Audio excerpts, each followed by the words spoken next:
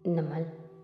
जी, मैंने फ़ेवर लिया था और यकीनन वो फ़ेवर ख़ास किस्म का होगा, क्योंकि मेरी इत्तला के मुताबिक वो साहिब एक इंतहाई बाअसर ओहदे पे फ़ाइज़ थे।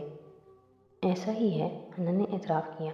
क्या आप कोर्ट को बताना पसंद करेंगी कि वो कौन थे और उनके किस काम के बदले में आपने उनसे एक ख़ास फ़ेवर लिया था? वो फ़ौत हो चुके हैं और इस बात का ताल्लुक उनके ख़ानदान की एक औरत की इज़्ज़त से है। मुझे अच्छा नहीं लगेगा बताना, योर ऑनर। मैं अदालत से इस्तदा करता हूँ कि वो उन गवाह को जवाब देने का हुक्म दे, क्योंकि इन सवालों से गवाह का किरदार अदालत के सामने वाज़िया करना बहुत ज़रूरी है, क्योंकि ये वो गवाह है जो कह रहा है कि इतराफ़ जुर्म उसके सामने हुआ है। गवाह को जवाब देना होगा। जज साहब ने उसे हदायत की। और अगर मेरे जवाब से एक औरत की इज़्ज़त ख़राब होती है तो हो जाए। वो फ़ौत हो चुके हैं तो क्या हम उनका पर्दा ना रखें? वो जज्बाती से अंदाज में बोली। ये सब आपका किरदार जानने के लिए हो रहा है नैन यूसुफ, इसलिए अपनी फ़िक्र कीजिए और जवाब दीजिए। वो मुस्कुरा के बोला था, चेहरे पे फातिहाना चमक थी। क्या आप वाकई उस औरत के अफेयर को यूं एक्सपोज करना चाहते हैं? इस मरे हुए आदमी की साख को दागदार करना चाहते हैं? हाशिम भाई, वो दुख से बोली थी।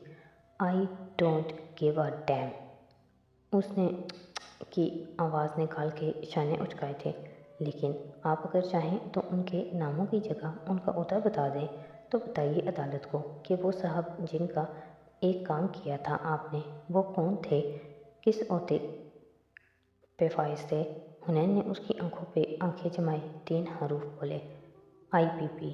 सादी ने झटके से सर उठाया। इधर हाशिम ने भवें इकट्ठी करके उसे देखा। मेरा ख्याल है आप कहना चाह रही हैं OCP। जी नहीं कारदार साहब, मैं कहना चाह रही हूँ वो एक IPP थे। औरंगज़ेब कारदार नाम था उनका। और 2013 के दिसंबर में वो एक ज़ाती काम लेकर मेरे पास आए थे। जब नौशरवान के अगवा का पोल खोलने के बदले में उन्होंने मुझे वो लैपटॉप और दूसरे गैजेट्स गिफ्ट किए थे, तब उन्होंने मुझे एक और काम भी कहा था। वो चाहते थे कि मैं मिसेस जवाहिरात का मोबाइल हैक करके उनके अपने कज़न से चलते अफेयर का पता चलाऊं। और कमरा अदालत का मंजर एकदम बदला था। सारे रंग बदले, मौसम का इम्तजाज बदला। जहाँ जवाहिरात की आंखें बेयकीनी से फैलीं, वहाँ हाशिम ने तेज़ी से इस पट पट बोलती लड़की को चुप करवाया। Okay, thank you, that's all Hunain. नहीं, मुझे बताने तो दें। मेरे किरदार को वाज़िया करना चाह रहे थे ना आप, तो फिर मुझे करने देना अपना किरदार वाज़िया। ठीक है, बहुत हो गया, आप जा सकती हैं। वो हाथ उठाकर दुरुस्ती से उसे खामोश करवा के अपनी कुर्सी की तरफ पलट गया। उसके माथे पे पसीना आ रहा था, कनपट्टी की रग फड़क रही थी। एकदम से लोग पुरजोश अंदाज में जयमगोइयाँ करने लगे थे। पीछे बैठे रिपोर्टर्स इधर उधर देखते धड़ाधड़ लिखते जा रहे थे। हुनैन कटहरे में हिल्ली तक नहीं। उसी हड़दर्मी से पुकार के बोली, नहीं कारदार साहब, मैं आपकी गवाह नहीं हूँ। आप मुझे नहीं भेज सकते। मुझे री एग्जामिन करने का हक इस वकील को है जिसने मुझे बुलाया था। मैं गवाह को री एग्जामिन करना चाहूँगी, योर ऑनर। जुमर तेज़ी से खड़ी हुई। हुनैन ने हल्की सी मुस्कुराहट के साथ इशारे उचकाए, जैसे इजाज़त दी हो। जवाहिरात का हाथ अपनी गर्दन पे था और वो बिल्कुल नीचे देख रही थी। रंगत सफ़ेद पड़ रही थी। हाशिम का रंग सुर्ख हो रहा था और वो बरहमी से एहतजाज कर रहा था, मगर जज साहब ने उसे खामोश करा दिया। सूरत हाल एकदम दिलचस्प हो गई थी। हुनैन यूसुफ, क्या आप वजाहत करेंगी कि औरंगज़ेब कारदार ने आपको क्या काम कहा? ये हमारे दोस्त हाशिम कारदार के वालिद औरंगज़ेब कारदार और मेरी ईमेल्स का रिकॉर्ड है, और ये टेक्स्ट मैसेजेस का और कागजात जज साहब के सामने रखते हुए बोली थी। वो चाहते थे कि मैं उनकी बीवी का फ़ोन रेड करके उनको दे दूं, यानी वो अपने फ़ोन पे क्या कर रही हैं औरंगज़ेब कारदार ये देख सकें। उनको शक था कि उनकी वाइफ का अपने एक कज़न के साथ जो अफेयर रहा है माजी में, वो शायद दोबारा शुरू हो चुका है। सो मिसेस कारदार के फ़ोन तक मैंने उनको एक्सेस दी। फिर औरंगज़ेब अंकल के इसरार पे उन तैयब मती नामी साहब के फ़ोन तक मैं उनको एक्सेस दी। ये तैयब मती और मिसेस कारदार की ईमेल्स का रिकॉर्ड है, और चूँकि हाशिम कारदार को तो एक डैम जितनी परवाह भी नहीं है, इसलिए मैं ये भी आपके सामने रख रही हूँ। मैंने गलत काम ज़रूर किया था, मगर उनकी मदद कर रही थी। आखिरी चंद कागजात उनकी तरफ बढ़ाते हुए बोली। जवाहिरात खामोशी से उठी थी। हैंड बैग उठाया और कमरा अदालत से बाहर निकल गई। चंद रिपोर्टर्स उसके पीछे भागे थे। नुशरवान सुर्ख चेहरा झुकाए बैठा था और हाशिम बरहम बेबस सा उसे बोलते देख रहा था। ये सब झूठ और बहतान है योर ऑनर, वो आखिर में चिल्लाया। गैसो गजब से उसकी आवाज़ कांप रही थी। मैं इन मोहतरमत में इत्तकी इज्जत का दावा कर सकता हूँ, बल्कि आज ही मैं आपको नोटिस भेजूँगा। उंगली उठा के तंबीह की तो जुमर फ़ौरन बोली, योर ऑनर, मगर हुनैन की आवाज़ ने उसका फिक्रा उचक लिया। एस्टोपल के कानून के तहत आप चूँकि मुझे यकीन दिला चुके हैं कि आप मेरे खिलाफ़ कोई दावा नहीं करेंगे, तो अब अगर आप कोई दावा करेंगे तब भी अदालत आपको स्टॉप कर सकती है। हुनैन अपनी विटनेस प्रेप करके आई थी। जुमर गहरी सांस लेकर खामोश होकर वापस जा बैठी। अब हुनैन जज साहब को मज़ीद इस वाक़ये की तफसील बता रही थी। दफ़ातन किसी ने जुमर को पीछे से ठोका दिया तो वो मुड़ी। पीछे बैठे वकील ने चिट उसकी तरफ बढ़ाई। वो सीधी हुई और कागज़ खोला। मेरा ख्याल है आपको वकालत छोड़ के कोई और काम शुरू कर देना चाहिए जुमर बीबी। सिलाई कढ़ाई या कुकिंग के बारे में क्या ख्याल है? उसने मुड़ के देखा। वह मुस्कुराहट दबाए ज़ाहिर संजीदगी से उसे देख रहा था। जुमर ने चंद अल्फाज कागज़ पे घसीटे और उसे मरोड़ के वापस भेजा। जब फारिस ने उसे खोला तो उस पर लिखा था, मेरा ख्याल है आपको ये दुनिया ही छोड़ देनी चाहिए। वो चेहरा झुका के दिल खोल के हंसा था। 2-4 अफराद ने मुड़ के उसे देखा भी था। हुनैन अब अपनी बात ख़त्म कर चुकी थी। इससे पहले कि वो नीचे उतरती, जज साहब ने उसे रोक के पूछा, आप वकील हैं? उसने सादगी से उनका चेहरा देखा। नहीं योर ऑनर, लॉ स्टूडेंट है। नहीं योर ऑनर, फिर क्या है? मैं हुनैन हूँ और मैं एक आम लड़की हूँ। वो उदासी से मुस्कुरा के नीचे उतरी, ऐसे कि उसकी गर्दन उठी हुई थी और सादी उसे मुस्कुरा के देख रहा था। अकड़ी हुई मुट्ठी में पकड़ा कलम वो कब का छोड़ चुका था। बाहर निकलते हुए हन्ना हाशिम के करीब ठहरी, जिसका चेहरा अहानत से अभी तक तमतमाया हुआ था, और उसकी आंखों में देख के बोली, मैं ना ड्रामे बहुत देखती हूँ। हाँ, अब मैं इतने ड्रामे देखने को अच्छा नहीं समझती, मगर जो देख रखे हैं उनमें एक दफ़ा एक किस्सा सुना था कि एक आदमी के पास एक बदरू आई और उसे डराने लगी। जब वो नहीं डरा तो वो बोली, जानते नहीं हो मैं तुम्हारी जान ले सकती हूँ। वो आदमी बोला, सारा काम इसी जान का ही तो है। जिस दिन ये ना रही उस दिन मैं तुमसे बड़ी बदरू बन जाऊँगा। आप जैसे ब्लैकमेलर्स को जान लेना चाहिए हाशिम करतार कि सारा काम इसी इज्जत का ही तो है, क्योंकि जिस दिन हम लड़कियों की इज्जत चली गई ना, उस दिन आपसे बड़ी बला बन जाएंगे हम। और आगे बढ़ गई। वो कुछ बोल नहीं सका, बस उसे जाते देखता रहा। उसे ठंडे पसीने आ रहे थे। सब उसको देख रहे थे। वो नज़रें वो चमक क़यामत ही क़यामत थी। हना अपने ग्रुप की तरफ आ गई। जुमर उसे रेडर वाली बात पे डांट रही थी। सैम उसे और कह रहा था और सादी उसे गले से लगा के उसे कह रहा था कि वो उसे कभी इस सब में नहीं घसीटना चाहता था, मगर अब हना के हर तरफ सन्नाटा था। दिल ज़ोर ज़ोर से धड़क रहा था और वो बहुत ढेर सारा रोना चाहती थी, आम लड़कियों की तरह। कसरे कारदार में ऐसा होलनाक सन्नाटा छाया था, गोया कोई मर गया हो। जवाहिरात सपाट चेहरे और झुकी नज़रों से आगे चलती जा रही थी और वो लाउंज के वस्त में खड़ा था, गैसो गजब से सुर्ख पड़ता चेहरा लिए। वो बेबसी और नफरत से उसे देख रहा था। अंदाज़ा है आपको अपने कोर्ट रूम से पार्किंग एरिया तक का सफ़र कैसे किया मम्मी? हाशिम की चिंगाड़ती बुराती आवाज़ पे भी वो नहीं रुकी, धीरे धीरे आगे बढ़ती गई। मुझे रुसवा कर दिया आपने पूरे ज़माने में। वो हमारे क़राबतदार नहीं थे, हमारे तबके से ताल्लुक़ रखने वाले लोग नहीं थे जो ऐसी बातों को मुस्कुरा के हज़म कर जाते। मम्मी, वो आम लोग थे।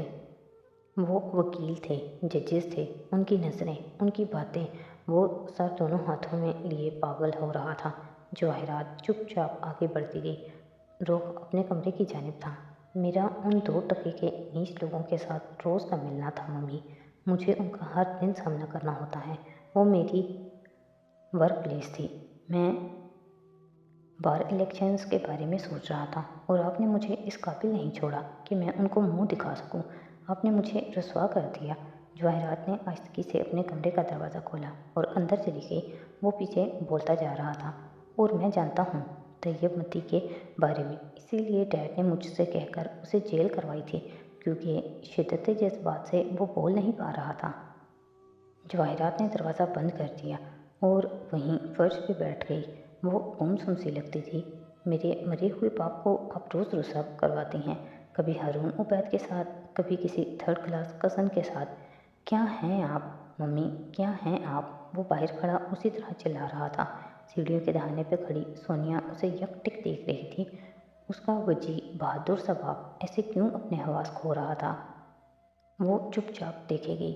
اندر بیٹھی جواہرات کا فون مسلسل تھر تھرا رہا تھا۔ اس نے اسی بے جان سے انداز میں نکال کے دیکھا تو ہارون کا نمبر اسکرین پہ جگمگا رہا تھا۔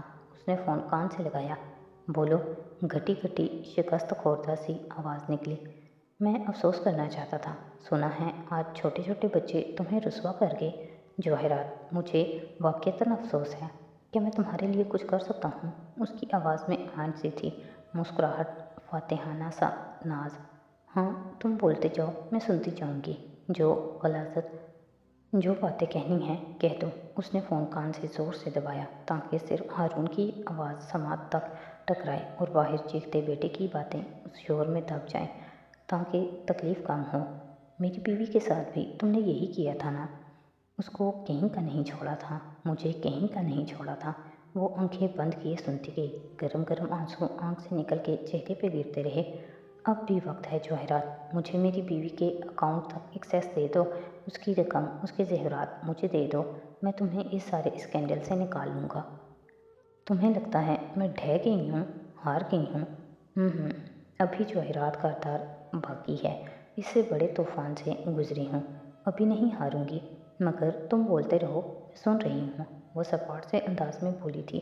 دوسری طرف سے انہوں نے کال کاٹ دی تھی۔ باہر سے بولتے چلاتے ہاشم کی آواز پھر سے آنے لگی تھی۔ جواہرات نے قرب سے آنکھیں میچ لیں۔ پچھلے سارے طوفان میں اس کا یہ بیٹا اس کے ساتھ کھڑا ہوتا تھا اور آج مارکیٹ میں معمول کا رش تھا۔ مصروف سے لوگ آگے پیچھے گزر رہے تھے۔ فاسٹ فوڈ کی دکانوں سے اشتہا انگیز خوشبوئیں اٹھ رہی تھیں۔ ایسے میں پارکنگ میں ایک کار کھڑی تھی اور وہ دونوں اگلی نشستوں پہ بیٹھے نظر آ رہے تھے۔ امیر کیانی ہر ہفتے کی شام اس میڈیکل اسٹور سے دوا خریدنے آتا ہے۔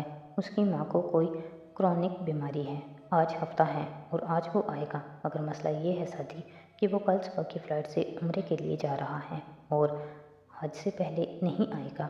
ان لوگوں کے پاس عمرہ ویزا کو حج تک بڑھانے کے لیے بہت طریقے ہوتے ہیں۔ احمر سامنے دکانوں پہ نظر جمائے کہہ رہا تھا۔ ساتھی نے اس بات میں سر ہلایا۔ یعنی ہمارے پاس صرف 15 منٹ ہیں اس سے بات کرنے کے لیے؟ ہمارے نہیں، تمہارے پاس، کیونکہ مجھ سے سخت نفرت ہے ان PMDC والوں کو۔ احمر نے جھرجھری لے کر سر جھٹکا۔ کیوں، تمہارے پاس کوئی MBBS کی جعلی ڈگری بھی ہے؟ احمر نے جواباً صرف گھورا، تردید نہیں کی۔ اوکے، تو پھر اس سے بات مجھے ہی کرنی ہوگی۔ سادی نے گہری سانس لی۔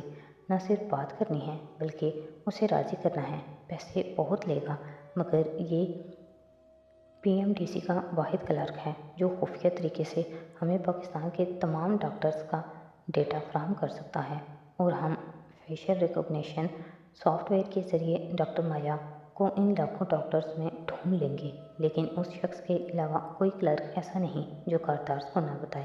ان کے بہت جاننے والے ہیں PMDC میں۔ وہ محتاط ہو گئے تو سارا کام خراب ہو جائے گا۔